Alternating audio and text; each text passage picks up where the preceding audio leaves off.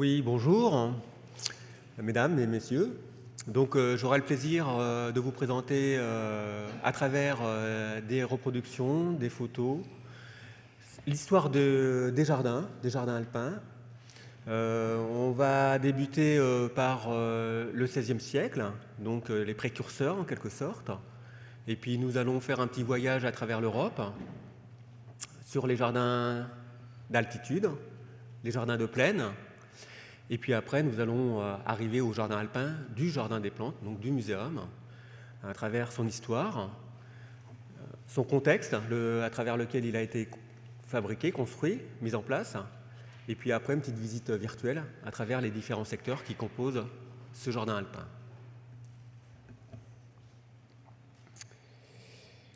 Donc voilà, donc ça va être le programme que je vais vous présenter. Donc, comme je vous l'ai dit, nous débutons notre visite, notre histoire, par le XVIe siècle et par deux hommes, deux botanistes, deux scientifiques très importants. Olivier de Serres, à gauche, et Pierre Richer de Belleval. Alors, ces deux hommes sont importants, de par leur observation qu'ils ont fait de la nature. Et entre autres, ils ont créé deux jardins chacun, ayant des grandes similitudes avec notre jardin alpin actuel. Ils ont eu, puisqu'ils étaient contemporains l'un et l'autre, ils ont eu l'occasion d'échanger leur expérience, de se voir, pour en effet échanger leurs observations sur la faune. Et entre autres, ils ont créé deux jardins très importants à leur époque. Ils sont en quelque sorte les précurseurs de nos jardins alpins. Je vais commencer par Olivier de Serres, qui était un agronome, un écrivain, auteur d'un ouvrage de référence, Le théâtre d'agriculture et ménage des champs. C'est un ouvrage qui a été très très important pour l'époque et dont les botanistes, les agronomes, se sont appuyés pendant de nombreuses années, voire de nombreux siècles. Il aménagea un jardin, comme je vous l'ai dit, qui s'appelait le Pradel, en Ardèche, et il l'a mis en place en 1598, en s'inspirant de ses observations faites dans la nature, recréant des milieux comportant des zones humides ou des zones sèches, des zones ombragées ou ensoleillées, sablonneuses ou argileuses. Il y a introduit également des rochers, de façon à créer des fissures favorables à certaines plantes, et il met en place également des monticules de terre qu'il appellera ces montagnettes, comme support de culture exposé est-ouest. Il est généralement considéré comme le père de l'agronomie française. Alors, le titre de son ouvrage, Théâtre d'agriculture et ménage des champs, vient du fait que il a utilisé donc, en fin de compte, ces termes-là ont une signification qui voulait dire à l'époque le gouvernement, l'administration, la gestion, la conduite de culture de terre, le travail du sol. Aujourd'hui, donc, on pourrait donner un sens à ce titre-là qui pourrait se traduire par le ménagement au sens de précaution et de conduite avec soin des terres.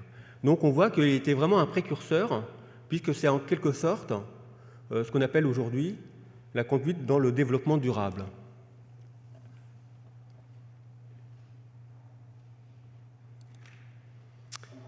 Alors Pierre Richer de Belleval, lui, il était professeur de médecine et de botanique. Il enseigne l'anatomie et la botanique à la faculté de médecine de Montpellier et a le titre de médecin du roi sous Henri IV et Louis XIII.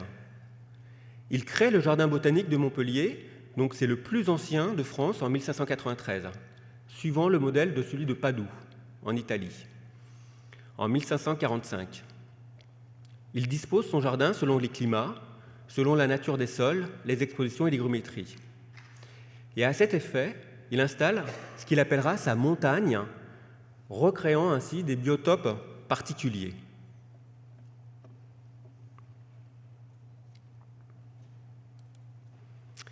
Donc là, nous arrivons sur le jardin royal des plantes médicinales, puisque c'est l'ancien nom de ce qu'on appelle aujourd'hui le jardin des plantes. Alors sur la reproduction de gauche, nous avons la flèche bleue qui représente le labyrinthe. Et sur la reprographie de droite, nous avons toujours le labyrinthe avec la petite flèche sur le côté en bleu et l'étoile qui représente l'amphithéâtre où nous sommes aujourd'hui. La création donc, du jardin royal des plantes médicinales en 1635 par Guy de la Brosse, premier intendant du roi sous Louis XIII. Il prend possession des terrains achetés dont la butte Coepo, donc futur labyrinthe, comprenant soit Coapo, soit Copo. Sur cette butte, c'était un aménagement d'une ancienne décharge de la ville de Paris.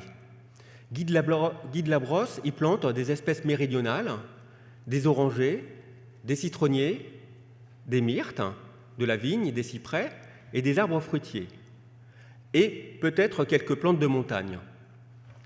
D'ailleurs, Guy de la Brosse nommait la butte sa chère montagnette. C'est peut-être la première ébauche d'un jardin alpin qui apparaîtra 2 siècles plus tard, à quelques mètres du labyrinthe. Donc on voit que ces deux personnages, ont vraiment, un attachement à leur jardin, à leur création, puisqu'ils leur donnent des noms familiers.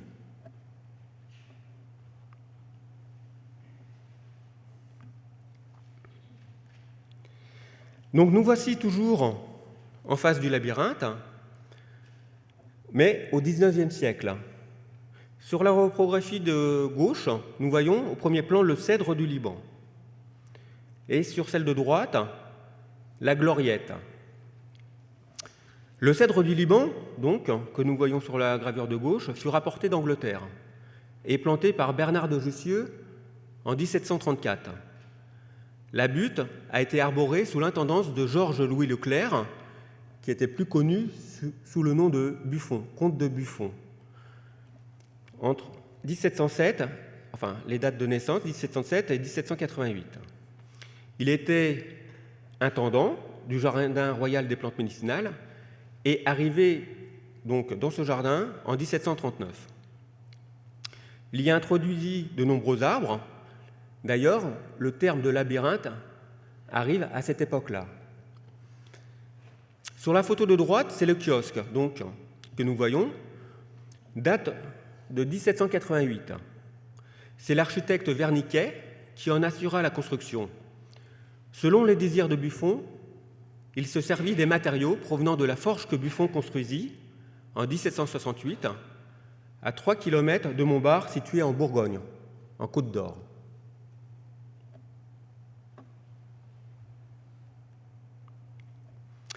Et là, nous voyons le labyrinthe et le kiosque actuellement. Nous avons toujours le cèdre du Liban à gauche et la gloriette à droite qui sera rénovée dans quelques temps.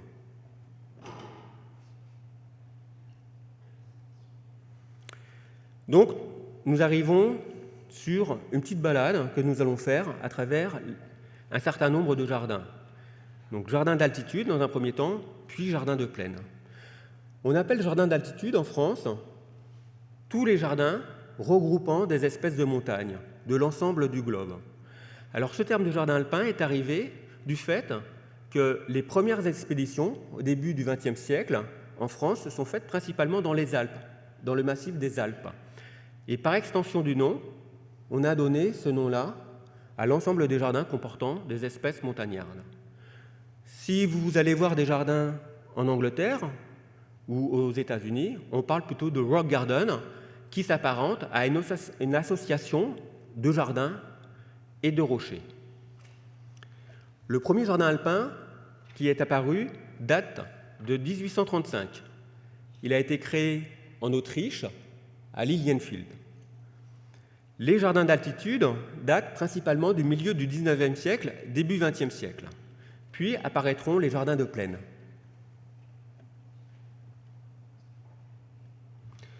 Alors, notre visite va commencer par un jardin suisse, la Rambertia.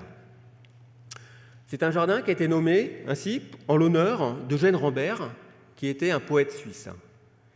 Il est situé au sommet des Rochers des Nez, à 1980 mètres d'altitude, au-dessus de Montreux. Ce jardin a été créé en 1896 par Henri Corrévon. Il dispose d'une superficie de 3000 m² et accueille une collection environ de 1000 plantes alpines, dont 600 représentant la flore suisse.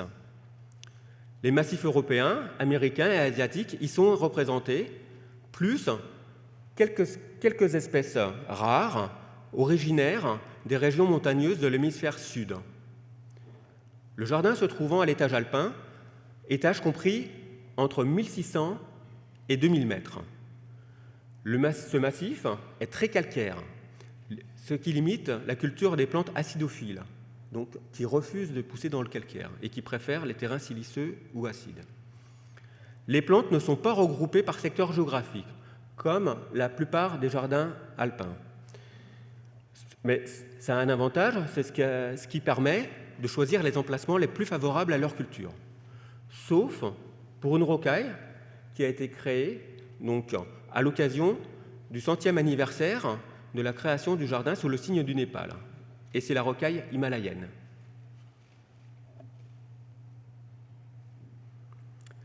Nous passons du côté suisse, dans le jardin alpin de Trento en Italie, donc, qui se situe sur la chaîne alpine limitrophe à l'Autriche, donc juste en dessous d'Innsbruck. Le jardin botanique alpin de Trento a été fondé en 1930. C'est le plus vieux jardin alpin italien. Il est également le plus grand. Il est intégré dans un milieu naturel situé à 1500 mètres d'altitude. Il comprend des tourbières, des zones marécageuses et des prairies humides sur plus de 10 hectares. Un hectare équivaut à 10 000 m².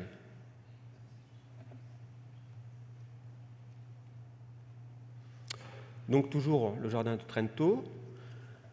Le jardin est exposé au sud, dans des substrats calcaires. Les rocailles alpines sont disposées sur un hectare, accueillant près de 1500 espèces représentant la flore alpine de l'ensemble des chaînes montagneuses du globe.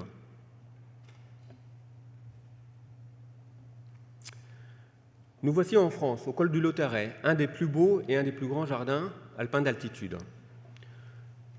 Le premier jardin alpin, donc du Lautaret, fut créé en 1899, à 2050 mètres d'altitude, sur un terrain de 3000 m², à proximité du col du Lautaret. Le terrain est cédé gratuitement par le ministère des Travaux publics à la Faculté des sciences de Grenoble. Le professeur Lachmann, que vous avez sur la reprographie de gauche, professeur de botanique à l'Université de Grenoble, en entreprend aussitôt l'aménagement du jardin.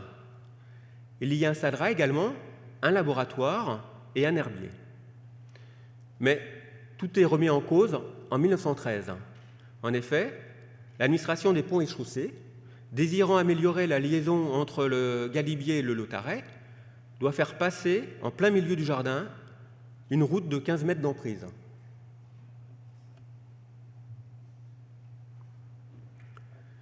C'est en 1919 que ce jardin sera transféré donc à 50 mètres plus haut que le précédent, et donc il se situe aujourd'hui à 2100 mètres. Sur la photo de droite, vous pouvez voir donc le massif de la Meije, avec au premier plan un bassin de rétention d'eau. Donc c'est un jardin extrêmement fleuri. Le jardin du Lautaret est situé idéalement au croisement des Alpes du Nord, humides, et des Alpes du Sud, sèches, d'où une très riche diversité botanique.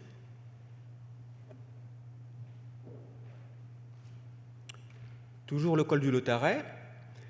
Donc vous voyez sur la photographie de gauche une photo qui est prise du chalet et on voit l'entrée du jardin en contrebas avec l'entrée sous le porche. C'est un jardin ayant un grand dénivelé. Et sur la photo de droite, vous voyez donc le chalet qui accueille les stagiaires, qui accueille les jardiniers et également qui sert de lieu de bibliothèque et de récolte de graines. Dans ce jardin, nous avons 2300 espèces représentant la flore des chaînes montagneuses du globe sur 2 hectares, ainsi que des milieux reconstitués, tourbières, pierriers, prairies d'alpage.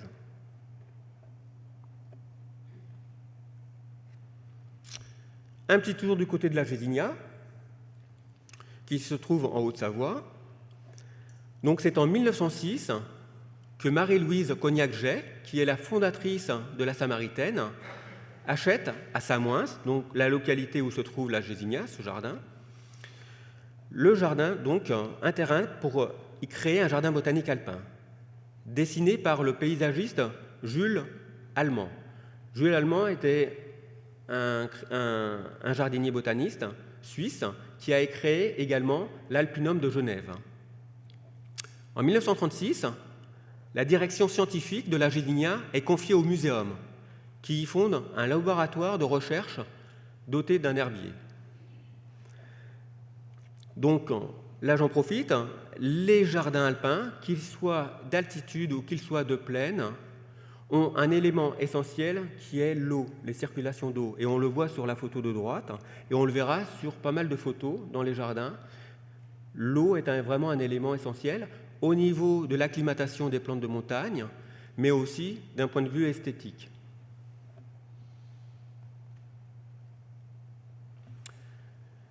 Le jardin s'étend sur 3,7 hectares, à une altitude comprise entre 700 et 780 mètres.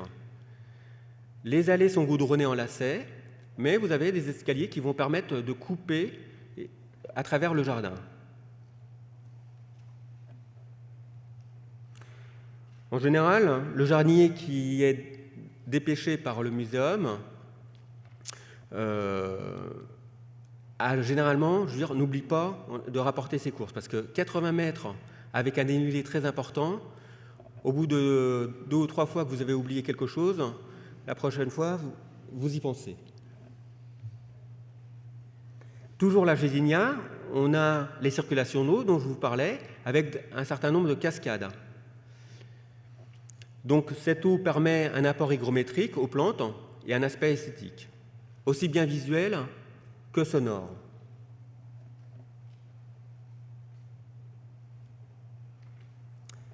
Un petit tour dans les Vosges, le Haut-Chitelet. Donc ce jardin alpin fut créé en 1902.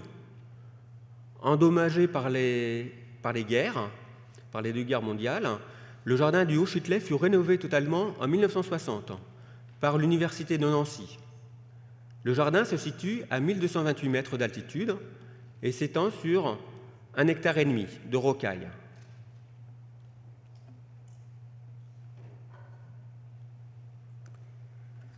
Les collections du jardin alpin du Haut-Chitelet, en bordure de la route des Crêtes, donc permettent de découvrir la flore vosgienne particulièrement, dans des biotopes préservés, en particulier une tourbière, mais également des végétaux des 4 coins du monde.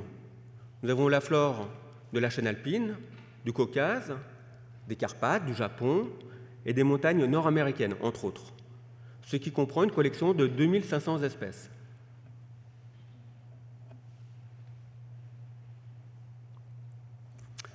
Un petit tour en Angleterre, évidemment, et entre autres au Jardin royal botanique de Kew. Donc là, on arrive dans les jardins de plaine. Donc ce jardin est situé à proximité de Londres. Il longe les rives de la Tamise et est aménagé sur 135 hectares, l'ensemble de Kew, je vous parle. Kew Garden, où nous avons en effet des jardins thématiques et entre autres des serres magnifiques. Et il est également, on retrouve également un jardin qu'on appelle Rock Garden, disposé en gros blocs d'amas rocheux. C'est ce que vous voyez sur la gauche et sur la droite. La collection comprend près de 3000 plantes disposées par secteur géographique. Alors moi, j'y suis allé il n'y a pas longtemps, et ce qui surprend vraiment, c'est cette association d'amas rocheux, de rocailles, avec des circulations bitumées. Et c'est vrai que ça donne une impression assez bizarre, puisque on n'a pas l'impression de se retrouver dans un milieu montagnard, vraiment. Alors certes, Ils ont un certain nombre de plantes extrêmement importantes et assez rares, mais c'est vrai que l'allée bitumée donne des aspects un peu de ville. Par contre, ils ont des serres extrêmement belles, et entre autres, je vais vous montrer la serre alpine qui a été construite il y a une trentaine d'années. Voilà, vous voyez. Donc, en fin de compte, c'est une pyramide de verre, alors plutôt une vingtaine d'années, qui a été inaugurée en 2006. C'est une serre alpine, donc récente, ce qui a permis d'aménager des espaces pour récupérer l'eau de pluie dans les douves.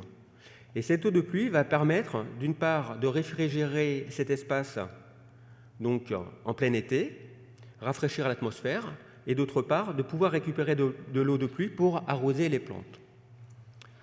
C'est une serre futuriste, donc, qui permet de cultiver des plantes alpines de très haute altitude, avec un maximum de luminosité associé à la fraîcheur. L'avantage d'avoir une serre alpine, c'est que vous avez un certain nombre de plantes de très haute altitude qui poussent à plus de 2000-2500 mètres d'altitude que l'on n'arriverait pas à cultiver en plein air. Et ça permet aussi de montrer ces plantes-là qui sont en général très particulières au niveau de leur développement et de leur floraison. Sur la photo de gauche, on voit également un certain nombre d'auges.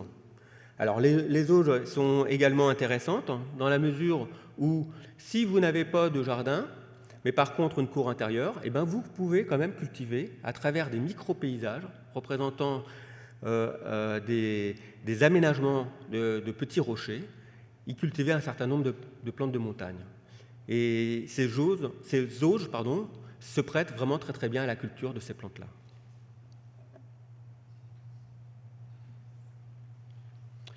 Toujours en Q, et vous voyez donc ces magnifiques cascades. Par contre, ils ont de très belles cascades, et cet apport d'eau qui est vraiment indissociable. C'est un élément vraiment qui doit être présent pour l'ensemble de ces jardins-là.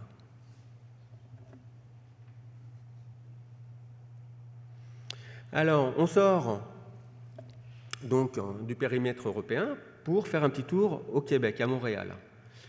Donc, ce jardin de Montréal, il a été fondé en 1931 par le frère Marie-Victorin. C'était un ecclésiastique et un botaniste québécois. La conception du jardin est l'œuvre d'Henri Techer. C'était un architecte paysager. Il débute les travaux le 7 mai 1936. À l'automne, Techer engage 2000 chômeurs grâce au programme d'aide aux chômeurs du gouvernement québécois. Peut-être que c'est une idée pour résorber le chômage en France aussi. Nous, on serait d'accord, à vrai dire. Pendant 3 ans, les ouvriers vont ériger le bâtiment administratif, les serres de production, tracer les routes et creuser 2 lacs du jardin. Le jardin botanique de Montréal s'étend sur 73 hectares. C'est une perpétuelle source d'émerveillement grâce à sa collection de 22 000 espèces et ses 10 serres d'exposition et sa trentaine de jardins thématiques. Alors, la particularité de ce jardin, c'est la photo du milieu, où vous voyez un aménagement d'ardoises posé verticalement. Et là, c'est vraiment une spécificité parce qu'en fin de compte, c'est un aménagement qui se prête très bien à la culture de plantes de fissures et de parois verticales. Et en plus, un aspect esthétique intéressant. Et toujours de l'eau, on voit toujours en effet des rivières, des circulations d'eau sur la photo de droite.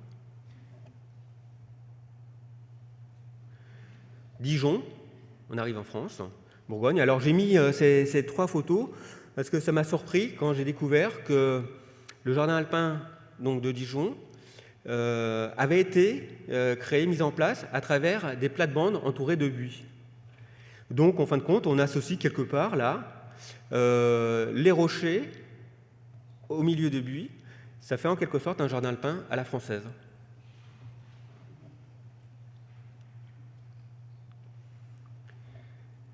Le Montet, donc, c'est un jardin qui se trouve dans les Vosges et qui relève de l'université de Nancy, comme le Haut-Châtelet. Donc, le démarrage des travaux a commencé en 1980, la fin de l'enrochement en 1988. Les plantations sont arrivées à terme à partir des années 1995. Vous voyez, on a mis un certain temps avant d'arriver à avoir réellement un jardin. Sa surface approximative est de 2500 m², donc c'est un petit jardin. Nous avons environ 1200 taxons, donc plantes et espèces, enfin genre et espèces. La particularité de ce jardin, c'est que c'est une rocaille en pente, à flanc de coteau, avec une exposition nord. Le système d'arrosage intégré, nous avons un certain nombre de roches granitiques, des allées étroites en gravillon, et la présence d'une source naturelle captée qui va permettre, d'une part, de mettre en place des circulations d'eau et d'avoir un arrosage qui sera adapté à ces plantes-là. Sur la photo du centre, vous voyez, nous avons une petite chapelle érigée au sommet d'une rocaille. C'est un jardin vraiment également très très beau, très naturel, malgré qu'il soit à proximité de Nancy. Toujours le Montais. Donc les principaux secteurs, les plantes sont principalement réunies par origine géographique.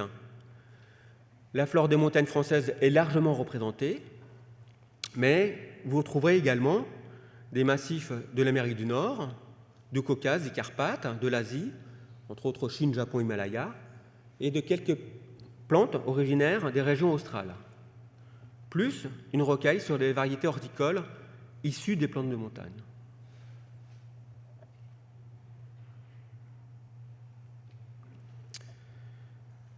Le jardin du parc de la Tête d'Or, à Lyon, qui est dans un magnifique parc également.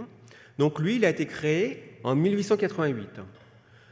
Ce jardin alpin est d'une surface de 1800 m², comprend près de 1300 végétaux, regroupés selon leur région d'origine.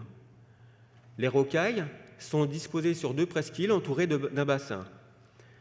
Les régions qui sont représentées sont principalement les massifs montagneux européens. Donc sur la première presqu'île, nous avons les massifs montagneux alpins. Sur la deuxième, les USA, Amérique du Sud, Asie, le Proche-Orient, l'Océanie. C'est un jardin qui vient d'être refait, qui a été totalement rénové. 3 ans de chantier. C'était un chantier titanesque qui concernait une surface d'environ 800 m², qui a été refondu en totalité avec des blocs importants de calcaire et de pouzzolane. Pour vous donner une idée, à peu près, 273 tonnes de calcaire ont été utilisées, dont 163 tonnes en blocs de pierre allant de 100 kg à 5 tonnes. Donc c'était vraiment un chantier titanesque.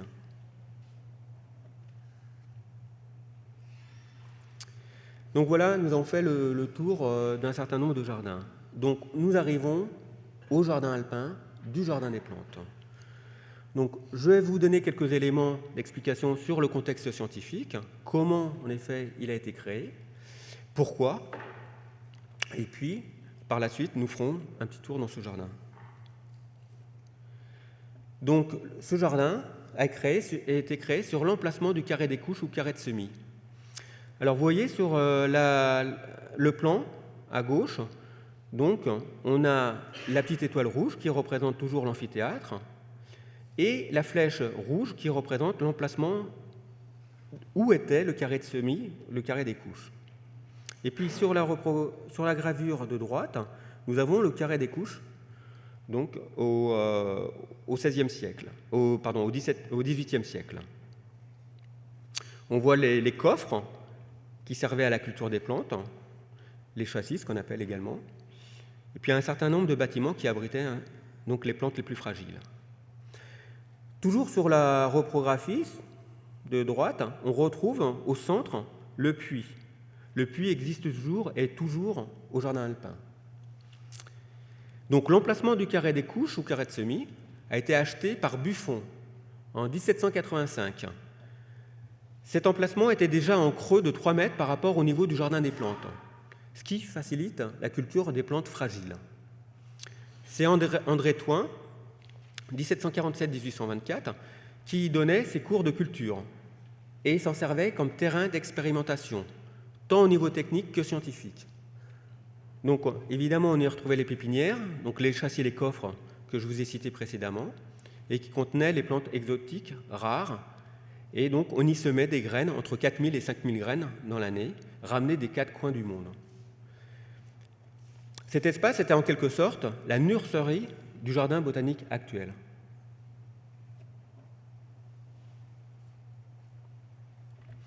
On fait un petit bond dans le temps, puisque ça, nous retrouvons donc là, donc, on va parler du contexte scientifique. Là, les deux photos que vous voyez, c'est le jardin botanique.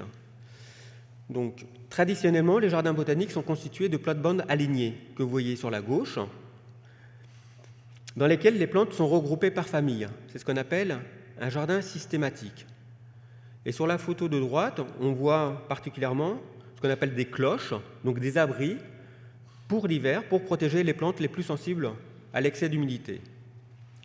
Donc auparavant, avant que le jardin soit créé, le jardin alpin soit créé, dans ces plates-bandes se trouvaient un certain nombre de plantes de montagne. Évidemment, comme c'était une classification systématique, on ne mettait pas les plantes de montagne en fonction de leurs besoins, mais par rapport à leur évolution dans le temps, puisque c'était donc l'évolution qui était primée, et on avait énormément de mal à cultiver ces plantes-là.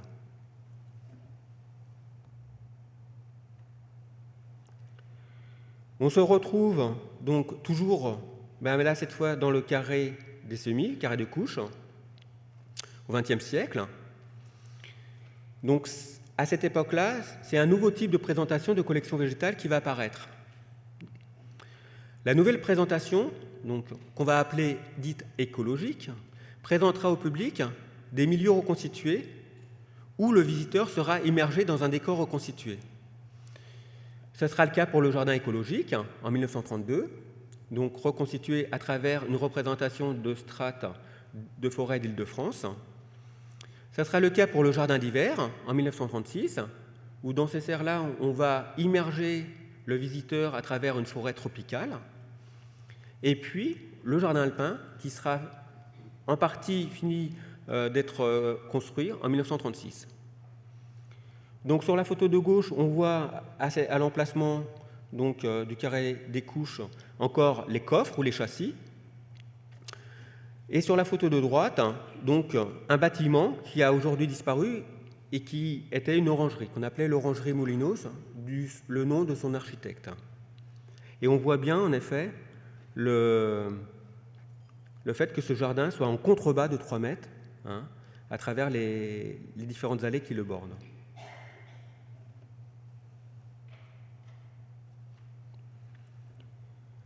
La serre, alors donc là, c'est non pas la serre que l'on voit aujourd'hui, mais c'est la serre qui existait avant qu'elle soit rénovée, donc c'est la serre de Jules André, et donc je vous disais, qui a été rénovée pour en effet présenter une collection qui permettait d'immerger le spectateur dans un monde s'apparentant aux forêts tropicales. Donc ce sont ces idées-là qui vont émerger.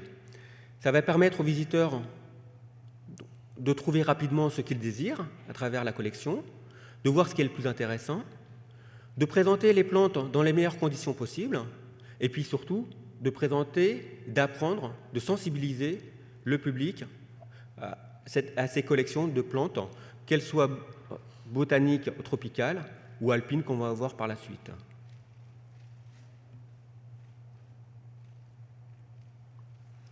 Donc nous arrivons à la création du jardin lui-même, du jardin alpin.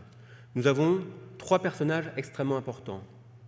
André Guillaumin, à gauche, Camille Guinet, au centre, et Mariska Eklova. Alors André Guillaumin, c'était un systématicien et un jardinier. C'était le professeur, directeur de la chaire des cultures à l'époque. C'est le créateur, en quelque sorte, vraiment du jardin alpin. Il entre au muséum en 1909, au laboratoire de Fanerogami. Il sera professeur de la chaire des cultures en 1932 jusqu'en 1956. C'est un homme de science, mais aussi de terrain. Il décide de la rénovation de la Grande Serre, de la création du parc écologique et du jardin alpin. Camille Guinet, lui, il entre au muséum en 1912 en tant qu'ouvrier stagiaire au Cerf. Puis, En 1936, il est nommé chef des cultures scientifiques. Il organise la restructuration de l'école de botanique, l'installation du parc écologique et la réalisation du jardin alpin et autres aménagements qui améliorent la présentation des collections botaniques. Enfin, Mariska Eklova, à droite, donc, elle règne, elle, en maître au jardin alpin. C'est la petite main, en effet, qui met en place la collection de plantes de montagne. Elle était l'âme du jardin alpin. Elle rentre au Muséum en 1924 et affectée comme jardinière auxiliaire à l'école de botanique. C'est en 1931, lorsque le projet du jardin alpin prend corps, qu'elle est affectée au jardin alpin. Dès lors, Mariska Eklova consacre toutes ses forces et son temps à la mise en place de ce jardin, puis à enrichir de façon considérable la collection de plantes alpines.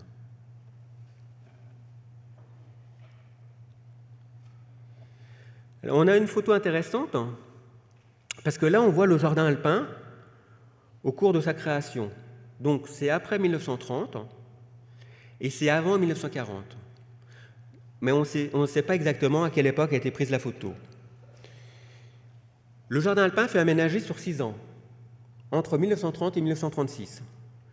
Un tel délai s'explique par le fait que peu de moyens financiers étaient disponibles, puisqu'à l'époque, il y avait un certain nombre de constructions très très importantes, autres que le jardin alpin, qui étaient faites dans l'enceinte du muséum. Les premières rocailles ont été constituées avec des matériaux de récupération, se trouvant dans les dépendances du service.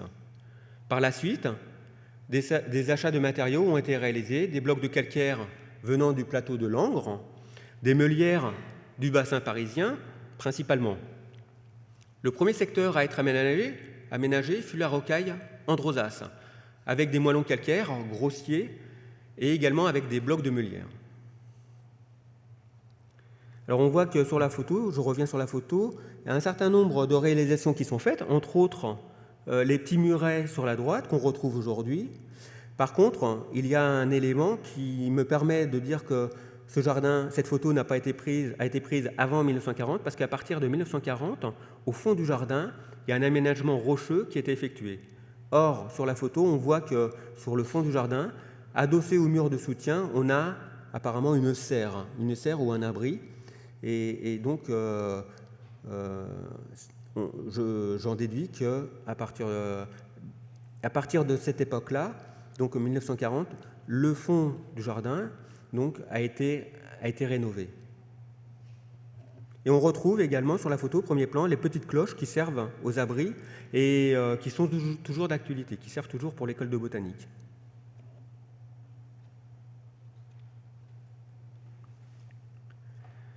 En 1936, le jardin comprend 3300 m².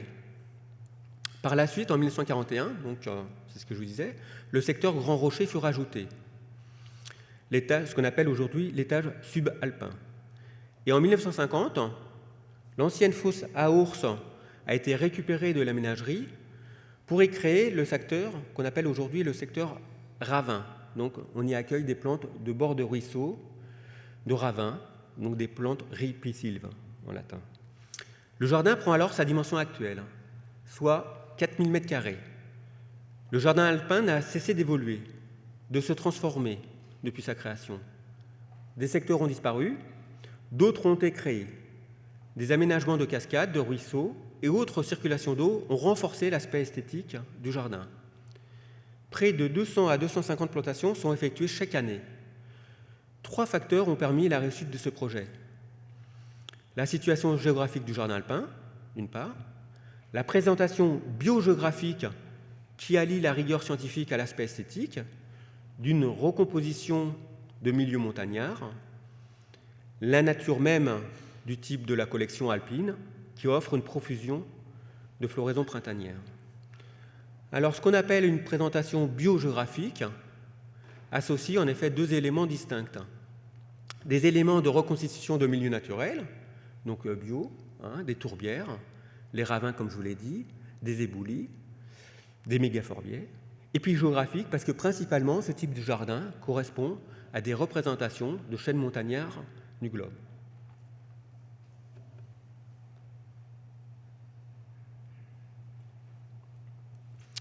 Donc ici, un petit plan qui vous permet en effet de vous situer les entrées du jardin alpin. La flèche rouge en bas, donc, qui indique l'entrée du souterrain, l'entrée qui se fait par l'école de botanique, qui passe sous l'allée et qui débouche en plein milieu du jardin alpin. Et puis la petite flèche sur la gauche qui indique l'entrée qui se fait le week-end lorsque le jardin est ouvert. Et l'étoile, toujours l'étoile, en effet, qui représente la situation où nous nous trouvons aujourd'hui, l'amphithéâtre.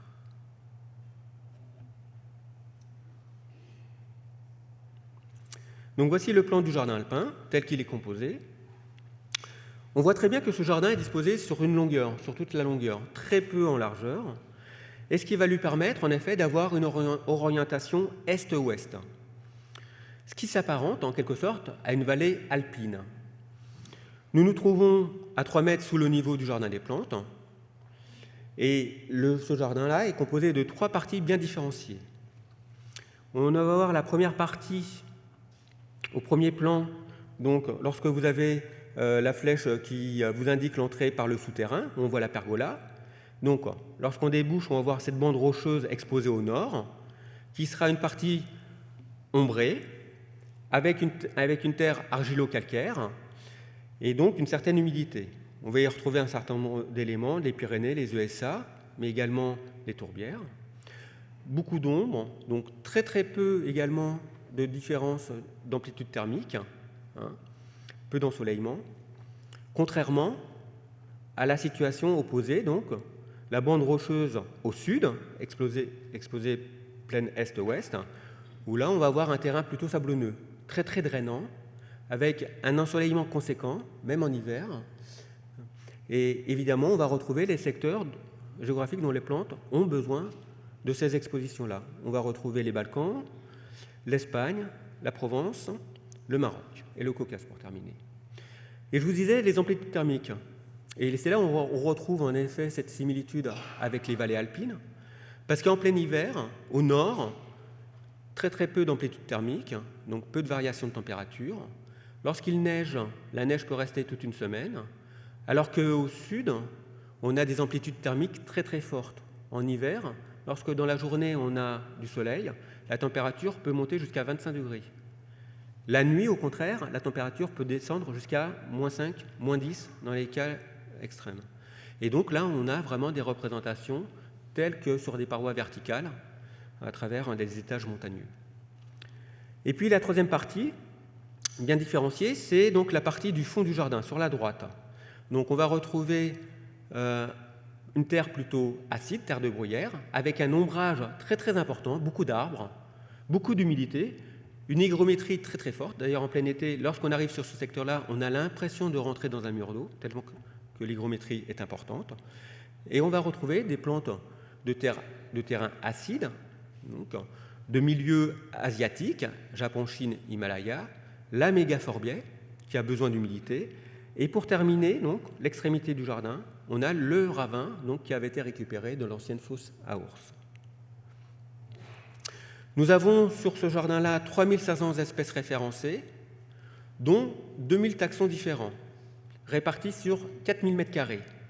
Donc les taxons, c'est ce qu'on nomme, c'est ce qui définit le genre et l'espèce. C'est en fin de compte, pour quelqu'un, c'est son nom et son prénom. C'est ce qui va nous permettre, nous jardiniers, de différencier d'une plante à l'autre. Et entre autres, c'est le nom latin. Si je prends un exemple, la gentiane acole, Gentiana acolis. Gentiana, ça va être le genre, acolis, ça va être l'espèce. Et le tout forme le taxon. Donc, ce jardin est disposé donc, sur 4000 m². C'est un des plus petits jardins de plaine. Il est composé de 33 rocailles et de milieux reconstitués.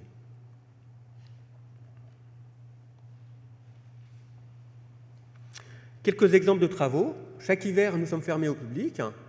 Non pas que les jardiniers hibernent, mais nous en profitons pour rénover ou créer de nouveaux secteurs.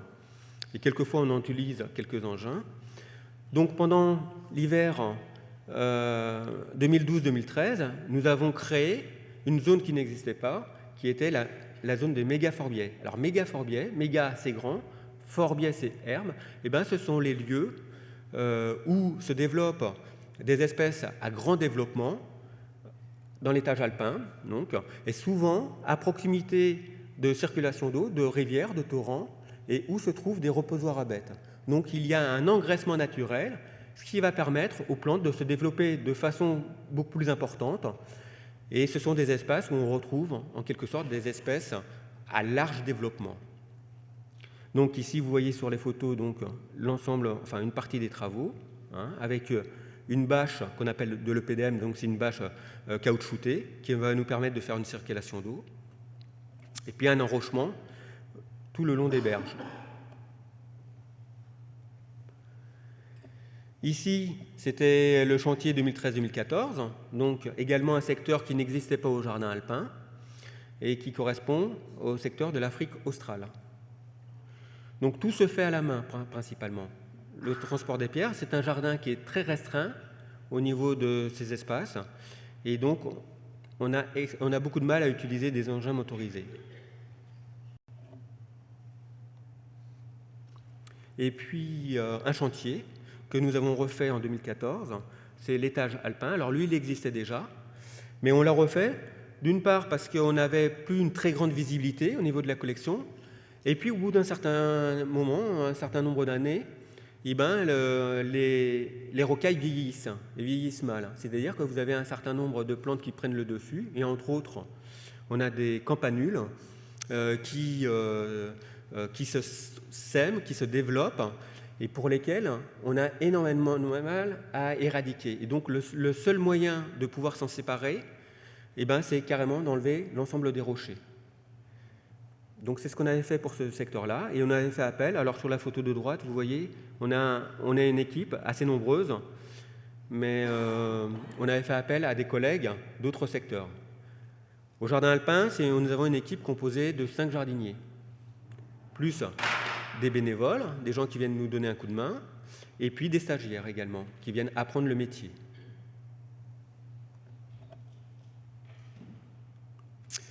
Alors, nous voilà, on va se faire une petite promenade au jardin.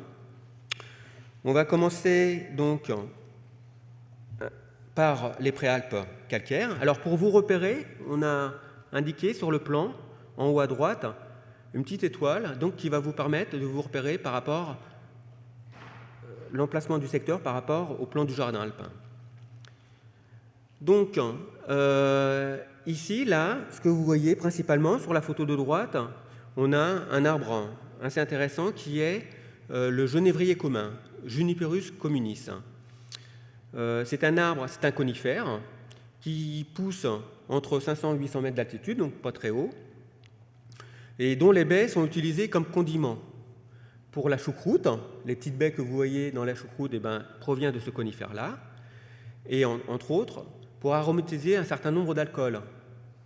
Alors je ne sais pas si vous savez, mais le gin est en effet composé, aromatisé à travers ces baies de genévrier, et puis le genièvre également.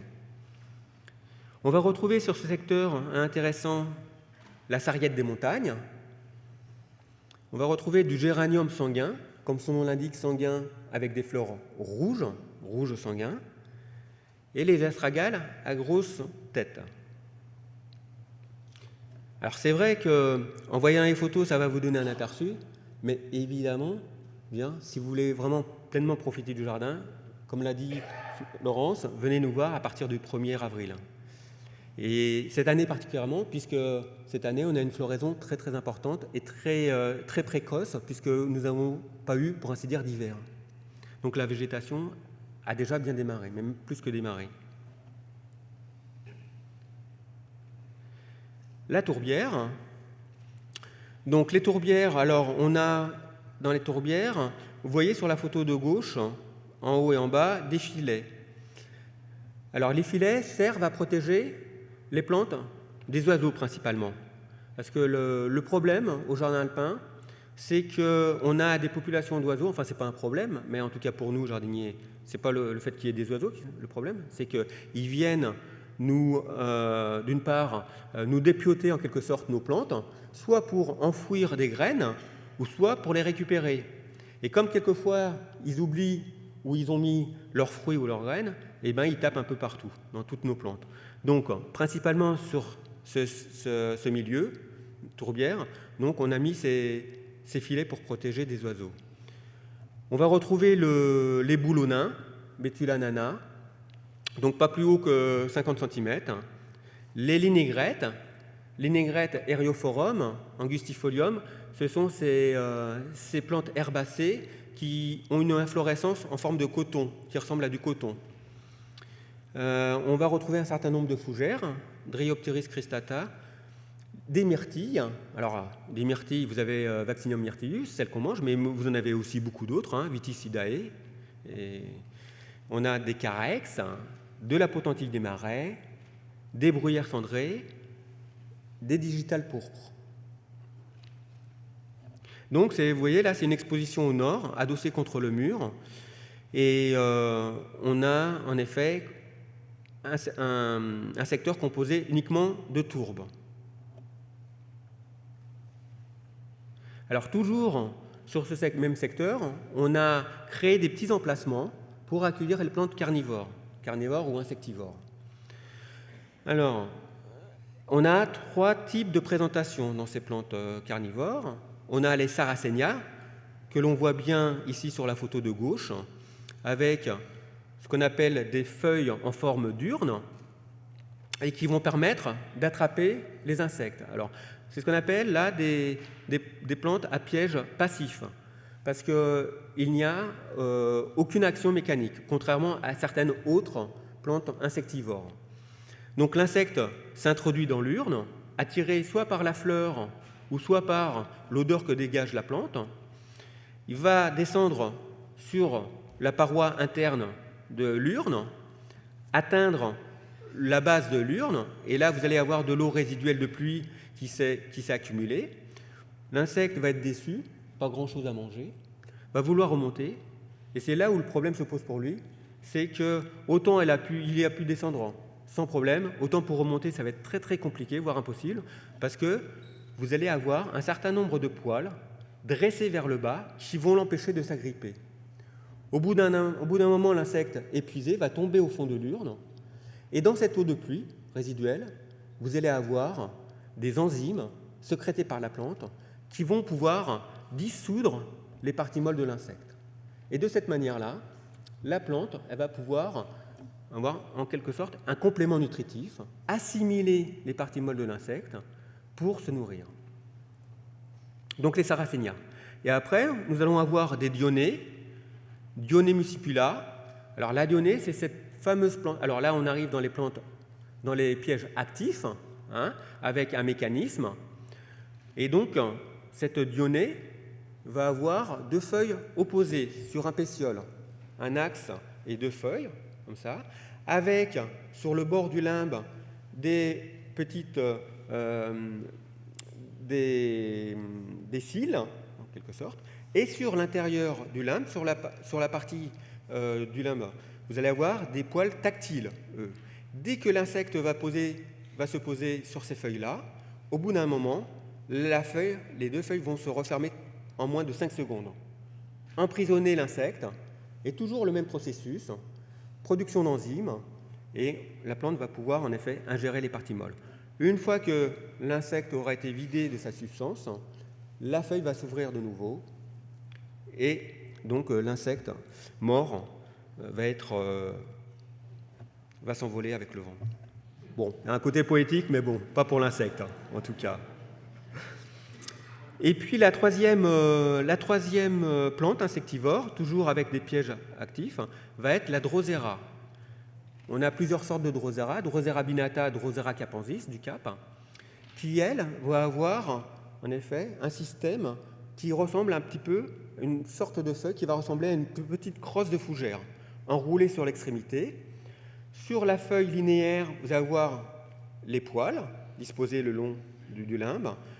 À l'extrémité de la feuille, des poils particuliers qui vont avoir à la base un petit sac dans lequel va être contenu de la glu, de la colle, et va avoir comme principe de retenir l'insecte. Une fois que l'insecte aura été collé par ses poils, la crosse va s'enrouler sur elle-même pour atteindre des poils intermédiaires et qui, eux, de nouveau, vont sécréter des enzymes. Une fois que l'insecte aura été vidé de sa substance, la feuille va reprendre sa position initiale. Donc vous voyez, ce sont des mécanismes quand même très très complexes. Et il a fallu des millions et des millions d'années d'adaptation pour arriver en effet à ce processus-là. Alors pourquoi ces plantes ont besoin en quelque sorte d'éléments nutritifs? C'est parce que dans les tourbes, enfin dans la tourbe, dans les tourbières, ce sont des éléments très très pauvres nutritivement.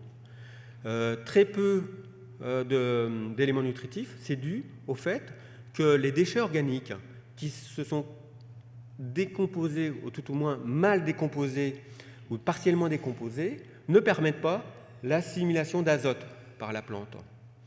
Et donc, pour compenser ce manque d'éléments nutritifs, ces plantes-là ont développé ce système de compensation. En quelque sorte, c'est un peu une cerise sur le gâteau. Alors, des expériences ont montré par les scientifiques qu'en privant ces plantes-là d'insectes, malgré tout, ces plantes arrivent à survivre.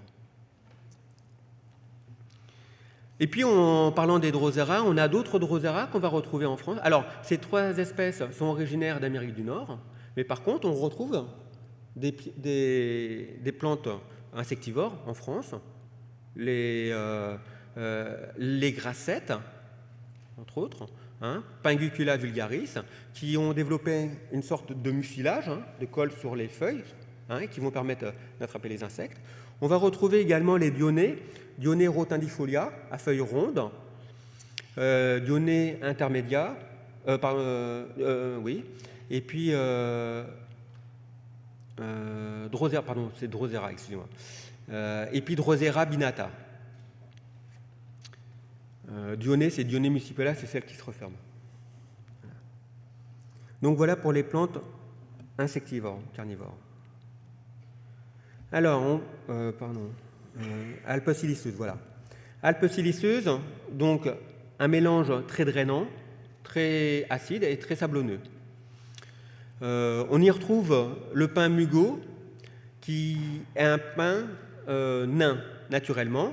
Il atteint au maximum 3 mètres. Il est souvent utilisé en rocaille dans les petits jardins, justement parce qu'il a une croissance lente, environ 8 cm par an. On le voit sur la photo de droite. On va retrouver des saxifrages, du lin pérenne à floraison bleue, des joubarbes. Les joubarbes, ce sont des petites, ce qu'on appelle des petits artichauts. L'Omphalondes verna, qui est une sorte de myosotis vivace. La potentilla argentée. Les rhododendrons, un type de rhododendron, Ferrugineum. Et dans la rivière, donc vous voyez sur la photo de gauche, on va retrouver de l'aronocule des marais, Caltha palustris, des Cala des marais également, et du Mimulus, à floraison jaune. Les rhododendrons, alors en France, on a 2 types de rhododendrons. Ferrugineum, qui pousse dans les terrains acides, et Hirsutum, qui pousse dans les terrains calcaires. Ce sont les 2 seuls rhododendrons que l'on retrouve dans les massifs alpins. On passe dans les Alpes calcaires, donc c'est un mélange calcaire drainant. Sur les photos, on voit bien que la nature de roche est un peu différente, c'est ce qu'on appelle du calcaire caverneux. Calcaire caverneux avec un nombre d'anfractuosités et de fissures très important, idéal pour les jardins de rocailles. Est-ce qu'on va pouvoir y introduire un certain nombre de plantes dans ces cavités-là? Donc, dans les plantes de fissures, on va retrouver de la silène. En général, ce sont des plantes pivotantes, à pivot, donc avec un très grand pivot, qui vont s'accrocher dans la roche. Le but de ce pivot, donc, ça va être de maintenir la plante. Et puis après, vous allez avoir donc, un certain nombre de racines qui vont se développer pour aller chercher l'humidité et la nourriture, des racines adjacentes. La silène à caules, donc une silène en coussinet. La Mignortia, les androsas. On va retrouver également un certain nombre de saxifrages cotylédons, le trèfle des montagnes, les carlines, Carlina caules, les primes verts, la gentiane bleue, évidemment, emblématique, et puis le rhododendron hirsutum, que je vous ai dit. Le nerprin, alors le nerprin qu'on appelle Rhamnus pumilus, C'est un bonsaï à l'état naturel. Le nerf prin fait que quelques centimètres de hauteur. Il a cette particularité, c'est qu'il épouse la forme du rocher. Alors ce sont des comportements, ce sont des adaptations, toujours quand on parle d'adaptation, évolution, sur des millions d'années, qui ont permis aux plantes de résister aux aléas climatiques. À 2000-2500 mètres d'altitude, il faut s'imaginer ce que peut être la vie d'une plante. Balayée par les vents, écrasée par la neige, recouverte par des éboulis. Et donc, pour pouvoir survivre, ces plantes-là ont été obligées de s'adapter. Alors ce nerf prin-là, pour s'adapter, il a réduit ses entrenœuds. Donc les branches, les a réduits, ce qui lui a permis, en effet, d'avoir une taille vraiment minime. Il a réduit également sa feuille. Ça va lui permettre de ne pas trop transpirer, l'évapotranspiration, de réduire en effet l'évapotranspiration et de retenir un maximum d'eau. Et en réduisant ces ensembles-là, il va se retrouver très proche des rochers, des milieux et des substrats. Ce qui va lui permettre également de s'enraciner beaucoup plus facilement. C'est ce qu'on appelle le marcottage. Et le marcottage, d'une part, ça va lui permettre de maîtriser le milieu dans lequel il pousse, quelquefois dans des éboulis, et donc de stabiliser le milieu. Et puis, d'autre part, ça va lui permettre d'augmenter ses survies. Parce que si vous avez le pied-mère qui meurt soit de vieillesse, soit dans un accident, éboulis, arrachement, toutes les parties qui se seront marcotées, donc des clones, vont pouvoir survivre parce qu'elles seront autonomes. Et ça, on retrouve cette particularité chez beaucoup de ligneux des étages alpins, au-dessus de 2000 mètres. Sur la photo de droite, on voit une partie de la pelouse avec donc cette rocaille, avec du calcaire caverneux et puis les opus incertum, ce qui va permettre également au public de s'approcher un peu plus près des rocailles. C'est une création récente que l'on a fait à la demande du public. L'étage subalpin. Donc l'étage subalpin, c'est en dessous de 1800 mètres. Alors pour vous donner un petit peu des repères, lorsqu'on parle d'étage, on commence à travers la strate. La première strate, ça va être l'étage collinéen. Donc l'étage collinéen, il ne dépasse pas 800 mètres. Après, nous allons arriver à l'étage montagnard, qui atteint 1400 mètres, puis subalpin, donc en dessous de l'étage alpin, 1800 mètres, l'étage alpin, 2800 mètres, et au-dessus de l'étage alpin, donc on a l'étage nivéal ou sommital, où là, vous avez très très peu de plantes qui arrivent à pousser. Les œillets des glaciers, renoncules des glaciers, et puis vraiment à l'extrémité, vous n'avez plus que des lichens et des algues qui se développent. Alors donc sur cet étage subalpin, on va retrouver la potentique des montagnes, petite fleur blanche que l'on voit sur la photo en bas à gauche. On va retrouver de la globulaire, cordifolia, à feuilles cordées, le rosier des Alpes, en arrière-plan sur la photo en haut à gauche, les antilys des montagnes, la corbeille d'or également, qu'on appelle Aurinia saxatilis en latin. Bon, enfin, je vous épargne un petit peu les noms en latin. Et puis la valériane officinale. Et puis un genévrier également, genévrier sabina, qui lui est couvre-sol. Contrairement au genévrier qu'on a vu tout à l'heure, qui était érigé, celui-ci ne fait que quelques 50 cm, 60 cm, et il est du même type que le Rhamnus pumilus, que le nerf prin que je vous ai cité tout à l'heure.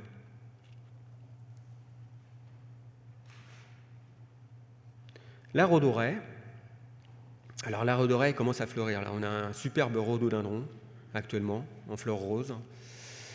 La rhodoraie, donc, c'est une partie acide avec de la terre de bruyère. Donc, sur la photo de gauche, on peut voir en pleine floraison le rhododendron dicranthum. Et puis, dans la suite, on va voir le rhododendron luteum et japonicum. Au centre, la photo du centre, on va voir le cerisier en pleine floraison. Et puis, le bouleau verruqueux et le rhododendron qui fleurit bleu violacé, le rhododendron augustinii. Sur la photo de droite, en rose, le Fuchsia magellanica de Magellan, associé avec des lys et un camélia japonais qui est également en pleine floraison actuellement. À vrai dire, c'est un peu frustrant de vous parler de ces floraisons-là à travers une des diapositives, parce qu'il faut vraiment les voir. On passe au jardinet rocaille. Alors, jardinet rocaille, on l'a appelé jardinet parce qu'avant qu'il soit totalement refait, c'était un endroit qui a été présenté à travers un certain nombre de plantes horticoles.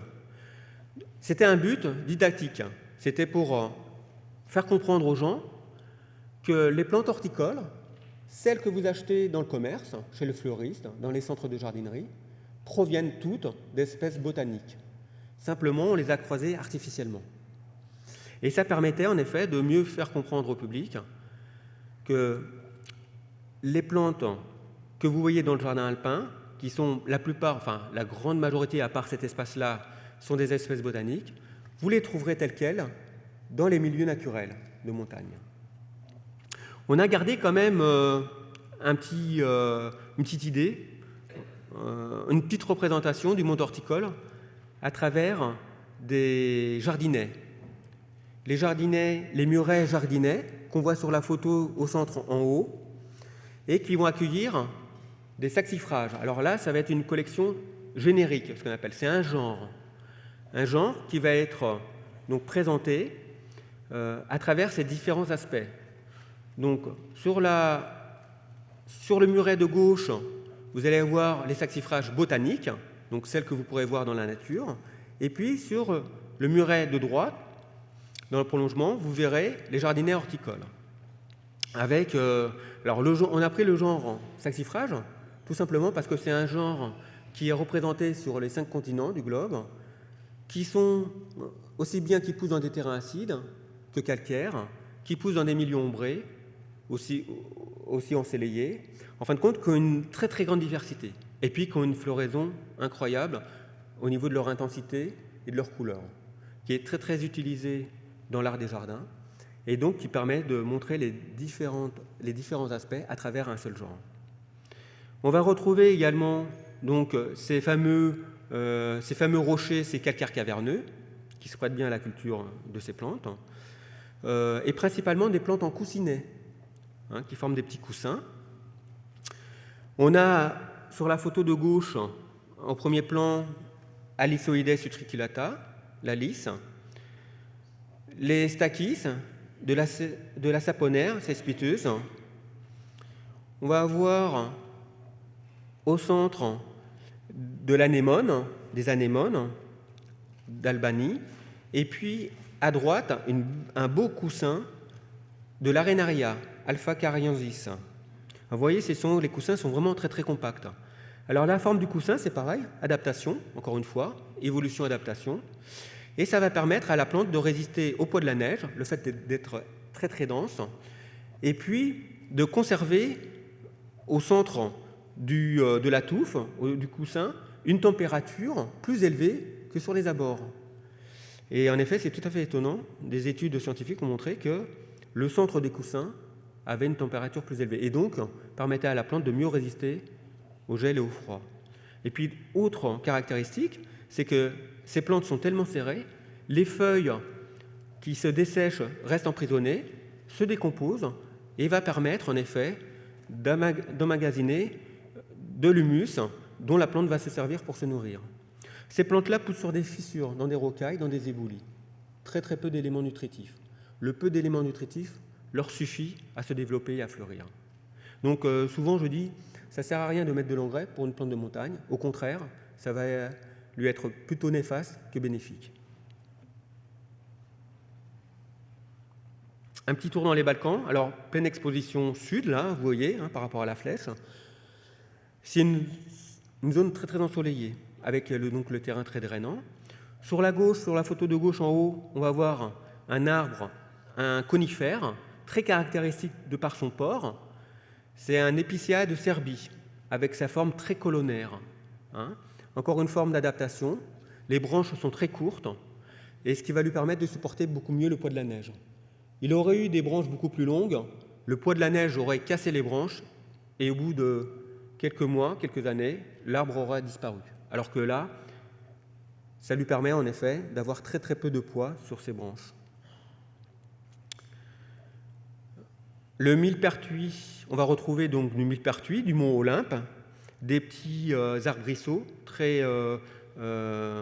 assez restreints, assez nains, comparativement aux millepertuis qu'on peut retrouver dans nos jardins. Le Phillyrea angustifolia, la filière à feuilles étroites, la coronie des jardins. Et puis sur la photo de gauche, c'est un secteur qu'on a refait il y a 2 ans. C'est une partie qu'on n'avait pas dans les Balkans, puisque je vous l'ai dit, c'est une zone très très ensoleillée. Et dans les Balkans, vous avez quand même des zones plutôt humides et plutôt ombragées. Et donc pour nous, il était extrêmement difficile d'acclimater ces plantes-là, puisqu'on n'avait pas de situation qui s'y prêtait. Alors du coup, on a créé, sur une partie de la zone dédiée à l'étage alpin, donc une zone référente Balkans, qui va pouvoir accueillir donc, ces plantes de milieux humides, plutôt acides et plutôt ombragés. Sur la photo de gauche, en bas. On continue notre balade. On passe des Balkans à la Provence, toujours plein d'ensoleillement, toujours terrain sablonneux. Alors, la Provence, c'est souvent des cystes, des euphorbes, des iris, le chèvrefeuille des Baléares, très très belle floraison très très importante, le chèvrefeuille. Par contre, aucune senteur, aucune odeur. On ne peut pas tout avoir. Et puis, bien sûr, les plantes aromatiques.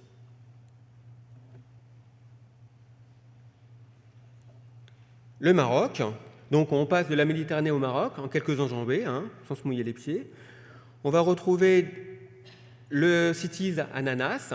Alors c'est un cytisus, enfin son vrai nom c'est Argyrocytisus batandieri, qui pousse dans l'Atlas, donc au Maroc, et qui a cette particularité, c'est d'avoir des hampes de fleurs dressées vers le ciel, contrairement à nos cytises européens qui ont leurs grappes qui descendent vers la terre. Et puis, autre particularité, c'est que ces fleurs dégagent un parfum d'agrumes, d'ananas, de pommes, de Granny Smith, très très agréable. Donc c'est plutôt vers le mois de juin. On va retrouver de la lavande des mers, donc sur la photo de droite, au premier plan. Là. Le genêt très épineux, Echinospartum horridum. Alors, souvent, les noms latins donnent des indications, latin ou grec. Echinos, ça vient d'echinus. Et echinus, c'est le terme latin qui désigne l'oursin. Spartum, ça vient de spartium. Le spartium, c'est le nom latin du genêt. Donc, c'est le genêt qui ressemble à un oursin. Et en effet, si vous avez l'occasion de vous balader au jardin alpin, je vous invite à le toucher du bout des doigts et vous verrez qu'il est vraiment très très épineux, si vous le souhaitez. On va retrouver également de la lavande des mers. Donc la lavande des mers, ça n'a rien à voir avec la lavande, c'est pour ça qu'on n'utilise pas les noms vernaculaires. C'est parce que d'abord, vous avez des noms vernaculaires qui désignent en effet des plantes tout à fait différentes les unes des autres, un même nom qui désigne plusieurs plantes, et donc ça prêterait à confusion. Alors que le nom en latin est universel, quel que soit l'endroit où vous vous trouvez, ça sera toujours exactement le même nom pour la même plante. Donc la lavande des mers, et puis on va retrouver l'antilis, barbe de Jupiter.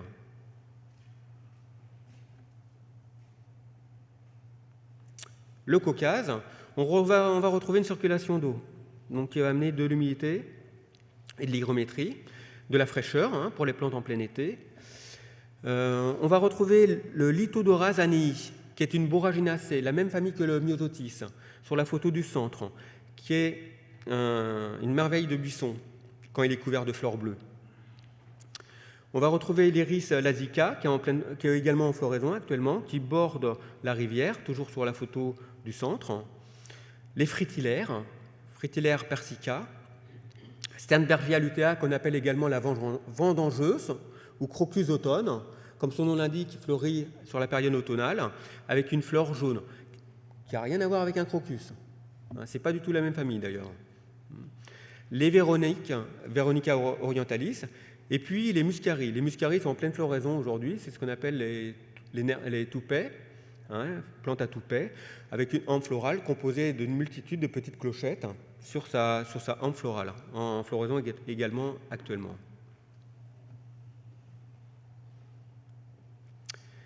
La Corse. Donc la Corse, citronnier sauvage, Poncirus trifoliata à 3 feuilles, avec, on voit sur la photo de gauche en haut, on voit également les petits citrons jaunes. Là.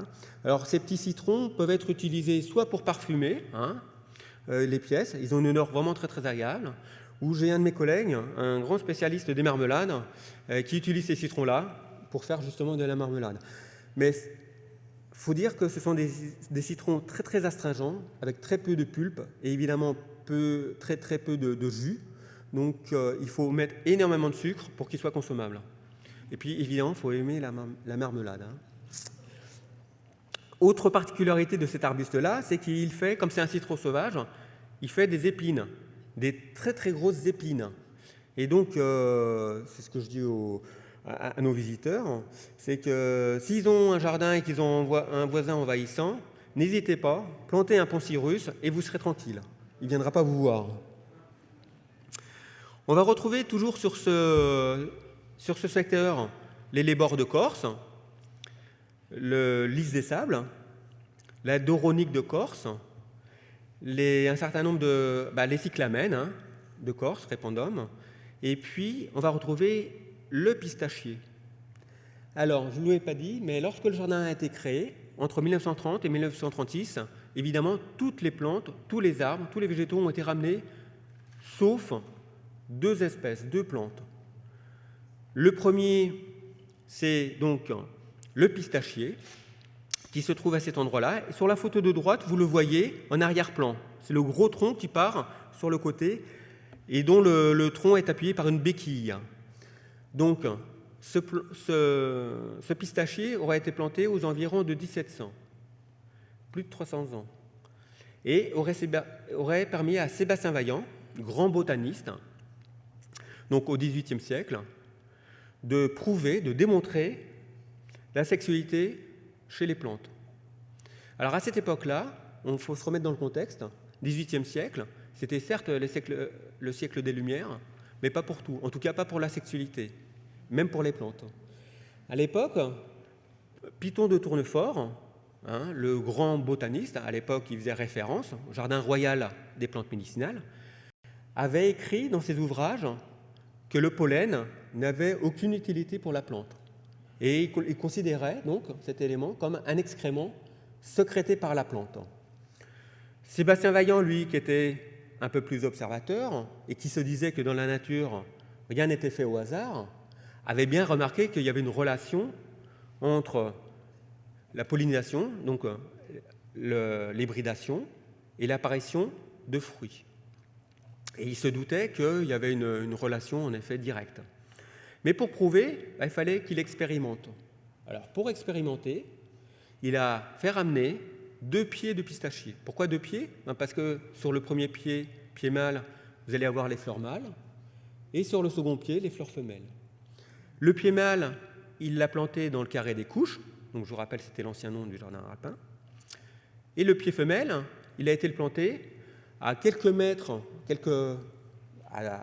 on va dire à peine 1 kilomètre, à l'emplacement où se trouvait l'Institut d'agronomie, donc rue Claude Bernard, quelques encablures, et il a attendu que les 2 pieds produisent des fleurs. Une fois que le pied mâle a produit ses chatons, donc c'est en forme de chaton, un peu comme les bouleaux, comme les noisetiers, il est allé récolter le pollen donc, de ces fleurs mâles, qu'il est allé transporter à pied jusqu'à la fleur femelle, et là il a fécondé artificiellement la fleur femelle. Et au bout de quelques semaines, il a vu apparaître les pistaches.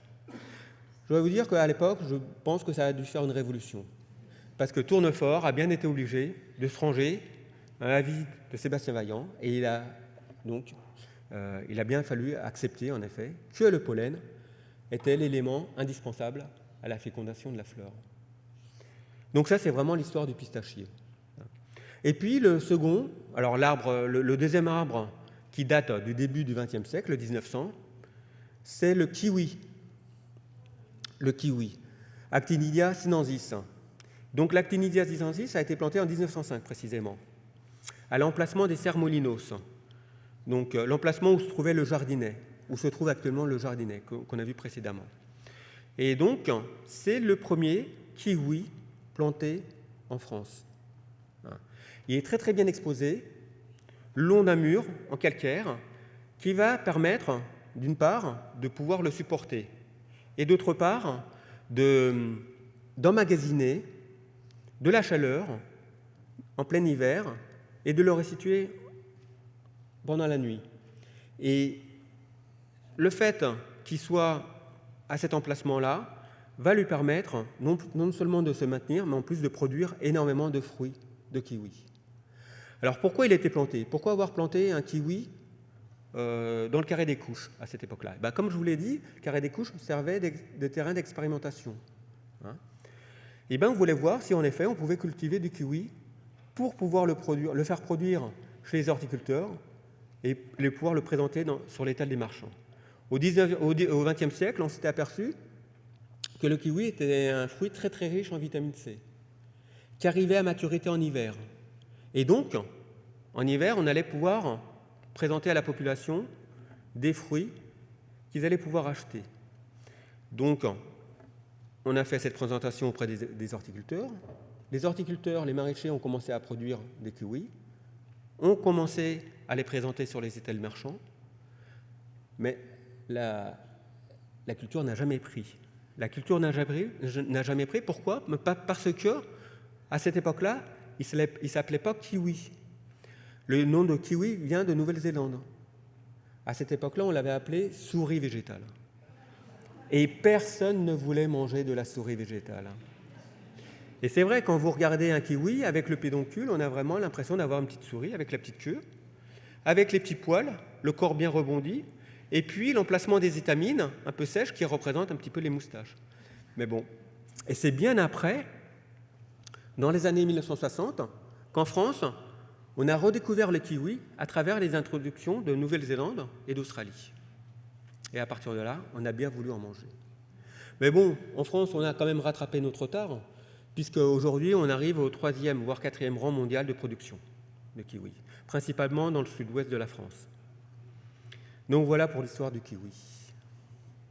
Il faut faire attention au nom qu'on l'on donne, quelquefois. Mais maintenant, on fait attention. Maintenant, on sait que c'est primordial. Mégaphorbiae. Alors, Mégaphorbiae, c'est un espace qu'on a refait. Je vous ai montré les photos de sa création tout à l'heure. Donc, la Mégaphorbiae, méga, comme je vous l'ai dit, grand et phorbiae, les feuilles, les végétaux à grand développement, zone humide. On va retrouver de la laitue des Alpes, qui n'a rien à voir avec la laitue que l'on mange, évidemment, Cicerbita alpina, Teleca speciosa, qui est une astéracée, la reine des prés, Philippandolina, et puis Tricertis formosana. Le Tricertis, c'est une magnifique plante qui arrive à floraison vers la fin août, début septembre, et qui donne une impression de fleurs d'orchidées. Mais ce n'est pas du tout une orchidée, c'est une liliacée, c'est la même famille que les tulipes, mais c'est une fleur punctée de petits points rouges avec une corolle blanche, et c'est vraiment magnifique à voir. Là, je vous donne envie. Barbe de bouc également, Aruncus, et puis les osmondes royales. L'osmonde royale, qui est la plus grande fougère que l'on ait en Europe aujourd'hui, et puis qui a cette particularité au niveau végétatif, c'est que les fougères, lorsque vous retournez les feuilles des fougères, vous avez généralement les spores au dos. Vous avez les sporanges et les spores. Et cette fougère, elle est particulière parce que si vous retournez ces feuilles, ce sont donc des feuilles composées sur une tige, et vous n'avez aucun spore, aucun sporange. Les spores et les sporanges se trouvent à l'extrémité des feuilles sur une tige qui continue la feuille. Et donc, vous avez des petits sacs là qui vont contenir les sporanges. Alors, on pense que cette disposition particulière par rapport à cette osmode fait qu'elle privilégie la diffusion de ces spores à travers le vent. et non pas à travers la gravitation, donc les spores qui tombent naturellement au sol. Alors que là, comme c'est à l'extrémité, c'est en hauteur, on suppose que c'est par le vent que les spores sont en effet éparpillés sur l'ensemble des sous-bois. Merci. On va retrouver également du géranium versicolore et puis des Vaccinium myrtillus. Le ravin. Alors donc le ravin, c'est l'extrémité du jardin. Le ravin, c'est un endroit vraiment très très dépaysant. On a vraiment, même pour les jardiniers, on n'a vraiment pas l'impression de se retrouver dans Paris en plein 5e, avec une végétation luxuriante. Alors malheureusement, enfin j'ai dit malheureusement pour vous, c'est qu'il est fermé au public parce que c'est un endroit extrêmement glissant. Et avec des risques de chute, on a fait l'expérience. Et je vais vous dire qu'on a soit retrouvé des personnes de 3e âge ou soit des enfants, les 4 pattes en l'air, dans le ravin, parce qu'on a un endroit qui permet de circuler au-dessus d'un plan d'eau avec des pas japonais. Et ces pas japonais sont extrêmement glissants. Donc on a préféré le fermer jusqu'au moment où on va avoir les moyens pour le rénover. Donc c'est l'endroit le plus humide du jardin, avec donc cette végétation luxuriante, une hygrométrie très très importante. Donc on va retrouver des plantes de bord de ruisseaux, de bord de cascades, de ravins. Donc la capillaire élégante, qui pousse sur les abords, et d'ailleurs on voit la capillaire sur la photo du centre en haut, et on voit donc cette cascade qui se jette dans une petite circulation d'eau où se trouvent ces fameux pas japonais. Sur la photo de gauche, au premier plan, on voit les sauts de Salomon, là, avec les feuilles composées. On va retrouver également du Gunera. Gunera manicata, c'est une plante avec des feuilles vraiment très très importantes. On la voit, cette plante-là, sur la photo, en bas, au centre, on voit la cascade, le filet d'eau, et juste après, à la base de la photo, on voit le Gunera. Souvent, ce sont des plantes qu'on retrouve au bord des bassins, au bord des plans d'eau. On va retrouver de la ligulaire, Adam, dentata, beaucoup de fougères, et puis de la balsamine, de l'impatience, en fin de compte. Glandulifera, c'est ce qu'on appelle la balsamine de l'Himalaya. Elle pousse, elle a une croissance, c'est une annuelle, donc qui disparaît chaque hiver et dont les graines repartent chaque année au printemps, qui est très prolixe, donc elle se développe énormément et qui a une floraison rose, qui est magnifique, mais il faut faire attention pour la limiter, pour pas qu'elle gagne en effet trop d'ampleur dans cet espace-là. Et puis du myosotis, myosotis des marais également.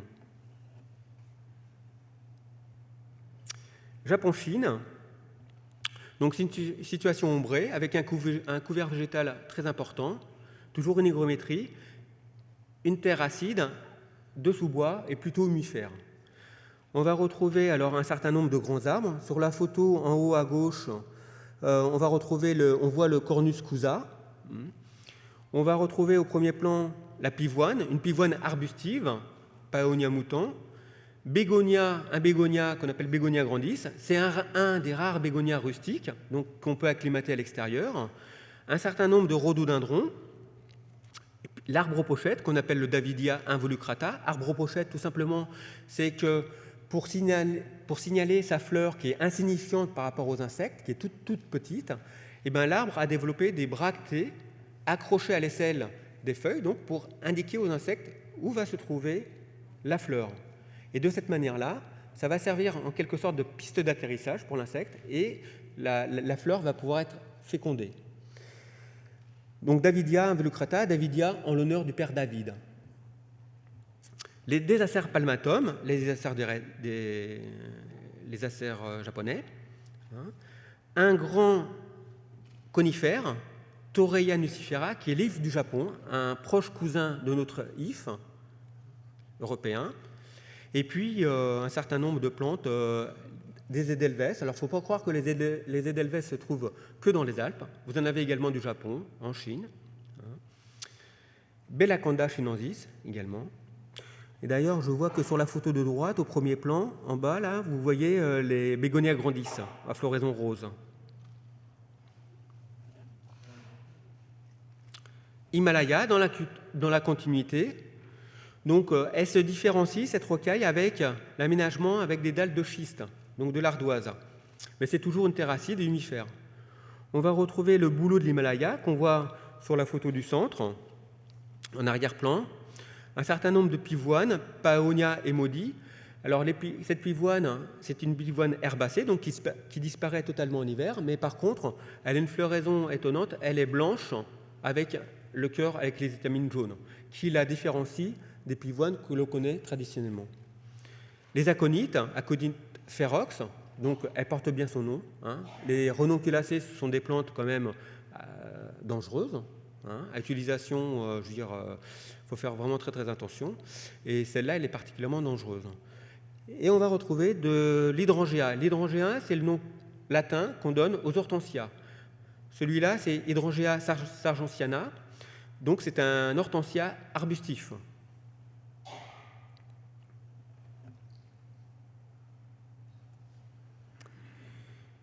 On laisse la partie asiatique de côté, et là on revient sur un secteur qui reprend un petit peu des thèmes de milieu naturel, parois et éboulis calcaires. Donc sur la photo centrale, vous voyez donc la paroi verticale, et sur la photo de gauche, plutôt l'éboulis, avec un éboulis calcaire. Donc on y accueille en effet des plantes qui poussent dans ces milieux-là, sur ces zones de parois rocheuses, abruptes, et qui poussent également dans les éboulis, dans les pierriers. Donc c'est la première rocaille au jardin alpin que l'on a refait. Donc cette rocaille a été créée entre 1998 et 2000, à l'occasion du jubilé du jardin alpin. On va y retrouver des plantes de fissures et des parois. Par exemple, la prime vert glossescent, un certain nombre de saxifrages, la joubarbe des montagnes, en ce qui concerne les plantes de fissures et de parois. Pour les plantes d'éboulis, on va retrouver de la linaire des Alpes, la rabette des Alpes, le raisin d'ours parce que, en effet, l'ours en raffole au printemps, des baies qu'il consomme, la dryade à 8 pétales, l'épervière des glaciers également, dans les pierriers, en tant que plante d'éboulis. Alors sur la photo de droite, on voit en effet le raisin d'ours. Couvre-sol, c'est ce qu'on appelle une plante en espalier. Donc, elle court et c'est une plante pionnière. Donc, c'est une des premières plantes qui colonise les pierriers avant toutes les autres. Nord-Amérique, on change de continent, qui regroupe principalement les Appalaches et les Rocheuses, avec des plantes issues des régions du Canada. Sur la gauche, on voit une très très belle graminée, une stipe à feuilles ténues. Stipa tenuissima ou tenuifolia, on peut l'appeler de deux façons. Sur la photo au centre en bas, en pleine floraison rouge-orangé, on va retrouver du Zocneria californica. On va retrouver un petit arbrisseau sur la photo de droite, Cercocarpus ledifolius. On va retrouver également de l'Euchera à feuilles sanguinéa. Et puis, en isolé, un magnifique, donc en isolé, à quelques pas de ce secteur-là, on va retrouver un cyprès de l'Arizona, qui a une particularité. D'abord, il est très très grand, il est magnifique, et en plus, il a une odeur très très agréable de résine. Le Pinus aristata, également sur ce secteur-là, un pin à croissance très très lente, des rocheuses, et puis des plantes qui ne poussent plantes endémiques, qui ne poussent que dans les ESA, les phlox, les eriogonums, les camassia, les jamésias. Les Pyrénées, on revient en France. On va retrouver les astères, Aster pyrénéicus, les lavandes, de la lavande angustifolia, donc à feuilles étroites, mais avec une sous-espèce, Pyrénéica. Le chèvrefeuille à fruits bleus, ce sont les baies qui sont noires bleutées. L'œillet des Pyrénées, les éringiums bleus des Pyrénées, chardon bleu des Pyrénées, donc qui prend une coloration vraiment bleu métallique, et d'ailleurs on la voit un peu sur la photo du centre. En automne, vraiment, c'est un bleu métallique. Alors évidemment, les colorations de feuillage ou de floraison n'ont rien à voir avec celles qu'il peut y avoir sur ces plantes-là en altitude. Ici, la coloration La pigmentation est donnée principalement par les ultraviolets. Et donc, évidemment, à 2000 mètres ou 2500 mètres, vous avez beaucoup plus d'ultraviolets qu'à Paris. Et donc, c'est pour ça que ces plantes-là ont une coloration beaucoup plus importante. Entre autres, je pense à la gentiane bleue des Alpes, où la corolle est d'un bleu métallique, alors que nous, le bleu métallique est beaucoup moins prononcé. La ramonde des Pyrénées, on va retrouver les Potentilla fruticosa, donc c'est une potentille arbustive, et puis le saule des Pyrénées, un petit saule. L'Afrique australe, donc un secteur qu'on a refait également dernièrement, qui a été refait en 2013-2014. C'est un secteur, ainsi que les cactés qu'on verra par la suite, qui est protégé en hiver par un tunnel. Ce sont des plantes extrêmement sensibles, non pas au froid, parce que ces plantes sont habituées au froid, mais à l'excès d'humidité. À Paris, le problème que l'on a, c'est l'excès d'humidité en hiver. Pas de neige, trop d'eau, les plantes qui continuent à se développer, et alors que normalement elles devraient être en repos de végétation, des variations de température, ce qui fait que, en fin de compte, ces plantes dépérissent. Lorsqu'il gèle, que la plante a trop d'eau, les cellules éclatent, et donc au bout d'un moment, la plante dépérit. Donc c'est pour ça que ce secteur-là, on le protège dans son ensemble par un grand tunnel. On va retrouver donc du Délosperma de la famille qui est proche des Crassulaceae, des Sempervirums, la famille des Aizoidaceae, les bulbines annuaires. Sur la gauche, sur la photo de gauche, on va retrouver un petit bégonia, floraison orange, Bégonia sutherlandii. Sur la photo de droite, en premier plan, floraison rose, on va retrouver Diacia vigilis, c'est une Scrofulariacée. Diorama, pendulum. Alors Diorama, il a un nom vraiment super sympa, moi je trouve, il s'appelle la canne à pêche des anges. Parce que lorsqu'il produit ses fleurs sont soutenues par une hampe florale qui se courbe par le poids des fleurs, et vous avez des fleurs en forme de tube, comme ça, roses, généralement, ou rouges, suivant les espèces qui retombent. Donc le Délosperma, vous l'avez sur la photo de gauche, en bas. C'est cette plante qui recouvre, qui s'étale. Et puis au premier plan, au centre, vous avez un Cnifophia rufia, qu'on voit souvent dans les jardins, qui est utilisé en art des jardins et fait une hampe florale, comme un égoupillon orangé, dressé. Donc les cactés, comme je vous l'ai dit, qui est également protégé en hiver, ce sont des mélanges extrêmement drainants. On va retrouver de l'éryngium giganteum, on voit sur la photo en haut à gauche, avec ses hampes florales dressées, vraiment très très hautes. Les agaves, entre autres l'agave filifera, des solémolus, des opuntia. Alors vous avez des opuntia, contrairement à ce qu'on pourrait croire, qui poussent dans les massifs alpins, enfin je dis massifs alpins en général, plus particulièrement dans le massif des Andes.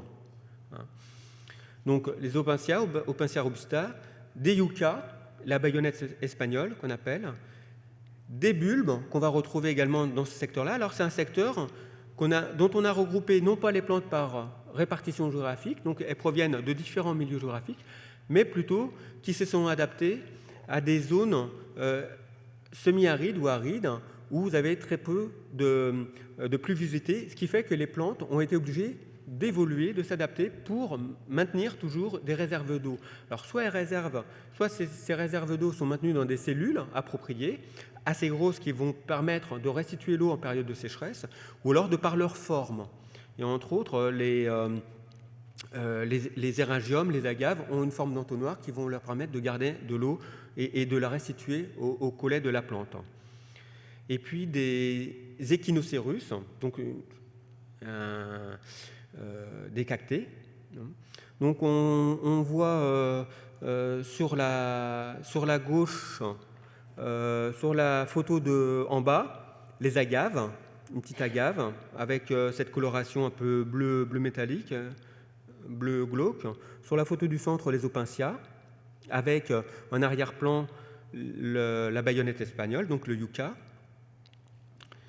Et puis l'Echinocérus, donc le cierge, la cactée en forme de cierge sur la photo de droite, devant le panneau.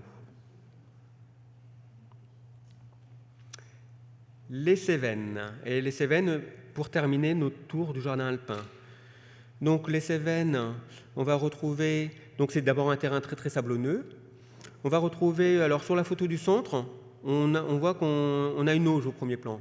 Alors dans le jardin, on a disposé des auges également, des pierres, ancien abreuvoir pour les animaux, et tout ça pour montrer aussi aux gens que, comme je le disais tout à l'heure, pour un des jardins que je vous ai présenté, c'est qu'on peut créer des micro-jardins composés de petits rochers et de pierres, même si on ne dispose pas d'un jardin. Et c'est assez intéressant à les cultiver aussi comme cela. On va retrouver des cystes, Cystus ladanifère, le cyste à gomme, parce qu'il dégage, il produit une certaine substance, un peu comme la térébenthine, qui est utilisée pour les mêmes usages. Et donc, le cyste ladanifère qui fleurit blanc, cyste incanus qui fleurit violet, rose violacé, de l'astrante, de la grande astrante, des œillets de graniticus, des granites. Et puis, on a aussi du crocus, Crocus sativus, qui est plus connu sous le nom de safran. Voilà. Et donc, là, sur les photos, donc vous voyez sur la photo en haut, à gauche, donc le cyste incanus, à l'arrière-plan. Devant, vous avez le cyste ladanifère.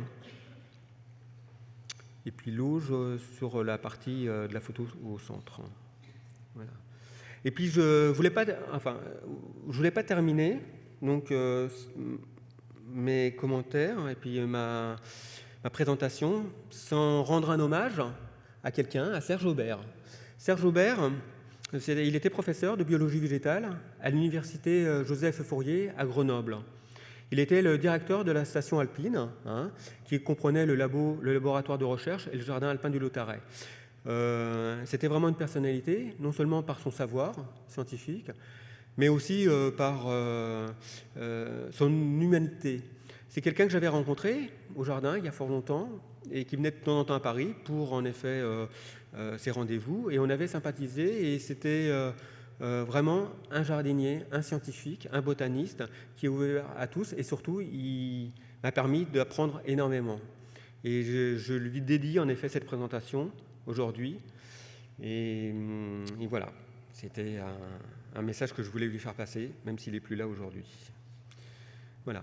En tout cas, c'est une présentation virtuelle du jardin. Évidemment, comme Laurence et comme je vous le répète, venez faire un tour au jardin, surtout à cette époque-là, au mois d'avril et au mois de mai, où le jardin est en pleine floraison.